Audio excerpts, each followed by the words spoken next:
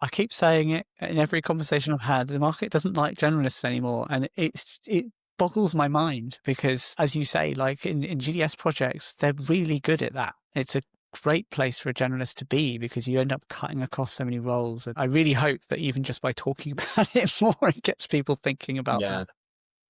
Yeah, I think it's a real shame for individuals as well who start out their careers and they perhaps go, well, I've got to choose one of these design. So they go down interaction design. And then they might not get, if they stay in the public sector, they might not get many opportunities to experience what content design is. That's probably the best thing about an agency is that you kind of get thrown into various different things and you learn all about them and then make a call on what works for you. Yeah, More interesting and it's much more better for your development, I think, than just going down one quite narrow track and yeah. and then to stick to it. I think, yeah, and I would say that's a good thing perhaps for people to think about in this uncertain time is building adaptability and resilience within your practice because like we don't know where the sector's going, with AI and all this kind of stuff, and it's like even though no one likes generalist, I still think it's a good thing to be because you're kind of hedging your bets as opposed to kind of just going hard on one thing and then that just gets rinsed out.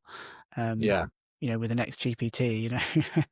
Well, I think I agree. I think there's so much to learn and there's so much interesting stuff out there. Like going and learning a bit about how development works and learning a bit how product works and going. There's so much to learn and going and actually you could spend. The thing is a couple of months will just fly by. If you picked up something for not 15 minutes a day, you can actually pick up a real skill in 2 months. And it's actually quite useful. And I think people need to think broader in design generally than just overly focus on design itself. Like I, for example, don't read design books because I don't feel like I'm going to learn much from them. What I do is try and read very broadly. And what naturally happens then is I think about how that thing then applies in the design world. So if you read a book like The Power Broker, which was like a very famous one during the pandemic. I think it was in everyone's bookshelves behind them when they were during the Yeah, pandemic.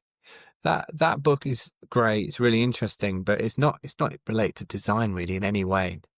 And there's loads of lessons in there about power structures and how they move that could be really beneficial to you in your career.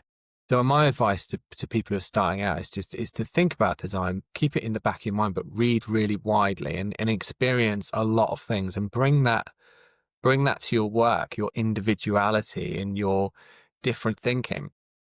And that's what creativity is, right? It's about joining different things up. There's different things, therefore, to expose yourself to.